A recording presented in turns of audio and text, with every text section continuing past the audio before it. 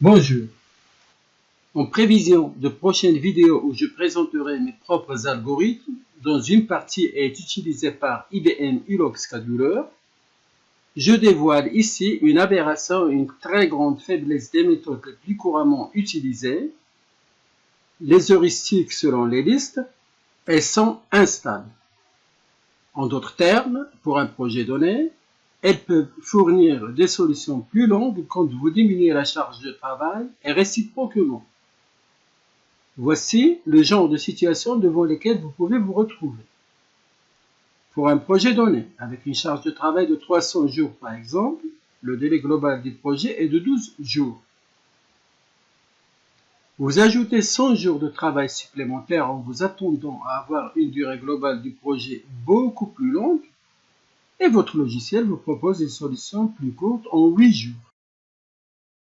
Inversement, pour un projet donné, le délai vous semble trop long, donc vous diminuez le travail en vue d'accéder à un délai de réalisation plus court et votre programme pourrait vous doubler le délai. À cette fin, je vous propose un petit sous-projet simple pour lequel ces algorithmes proposent des solutions aberrantes, incroyables et inconcevables. Exemple simple.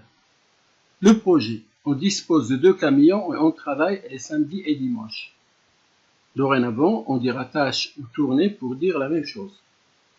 Les tâches A et L durent respectivement 9 et 10 jours et nécessitent un seul camion chacune. La tâche R est ancêtre de L, elle dure 1 jour et nécessite 2 camions en même temps. On dit aussi 2 camions en parallèle. L'objectif, minimiser le délai global de réalisation du projet en respectant les contraintes. Traitement par la méthode des listes. Cette méthode s'exécute en 2 phases distinctes. La première phase de la méthode des listes se déroule comme suit. On calcule le délai minimal pour réaliser l'ensemble du projet en supposant que l'on dispose d'une infinité de ressources et de camions. Manifestement, il faudrait 11 jours, confère le chemin en rouge, appelé aussi le chemin critique.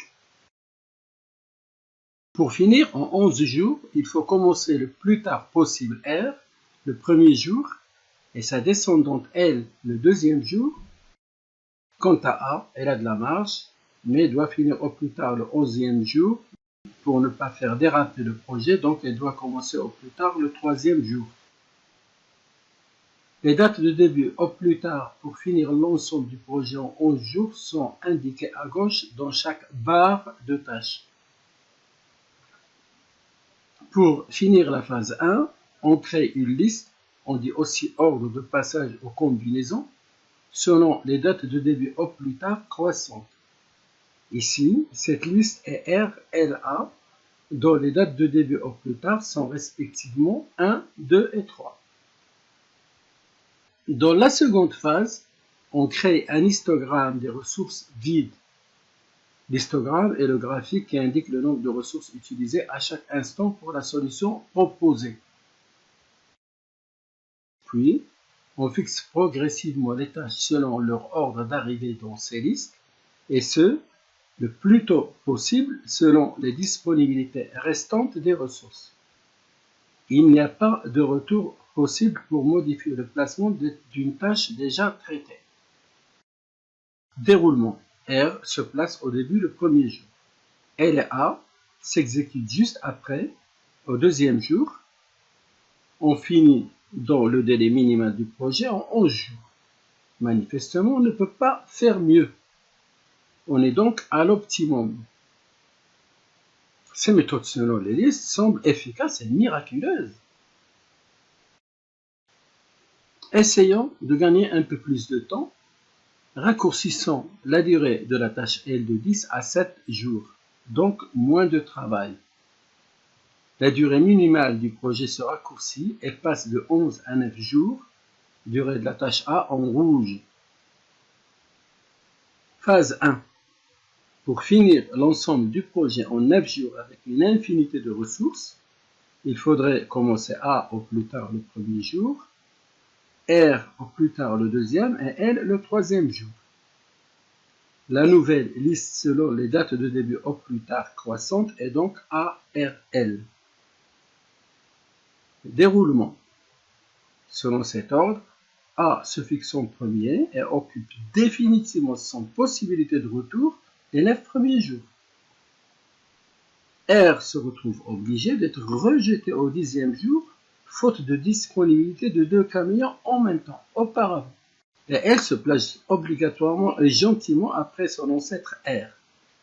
Le projet se termine en 17 jours. Quel miracle! On diminue le travail et l'algorithme allonge le délai global de réalisation du projet. Méfiance, comme je l'ai dit auparavant. Ces méthodes sont instables et peuvent fournir des solutions de façon aléatoire.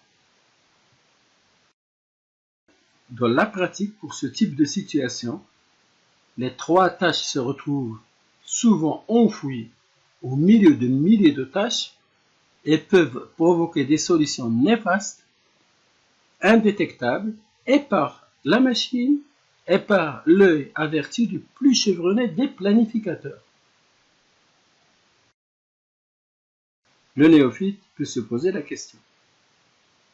A priori, l'ordinateur est en mesure de tout tester et d'accéder à l'optimum, la meilleure solution, en plaçant R avant les autres, même dans ce cas complexe.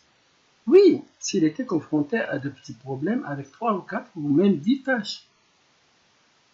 En réalité, pour chaque projet, on planifie des centaines voire des milliers de tâches.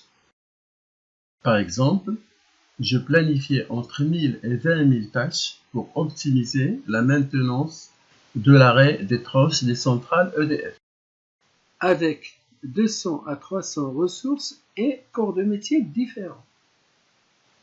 Or, pour chaque projet, à partir de 25-26 tâches, il existe des milliards d'ordres de passage possibles, c'est-à-dire de listes selon les dates de début au plus tard possibles. Autoriser l'algorithme et l'ordinateur à faire des retours en arrière lors du traitement revient à prendre le risque de le voir tester toute cette infinité de solutions et tourner indéfiniment dans le vide en bouclant sans jamais vous fournir de solution. Remarque, la méthode d'optimisation selon les listes des dates de début au plus tard croissantes est la plus utilisée parce qu'en général, elle fournit les moins mauvaises solutions par rapport aux autres heuristiques et méthodes approchées. Heureusement, il existe des méthodes plus efficaces et plus fiables, notamment les miennes, utilisées par IBM iLOC Scheduler. Je les présenterai dans mes prochaines vidéos. Merci de liker et de vous abonner si vous avez apprécié mon travail.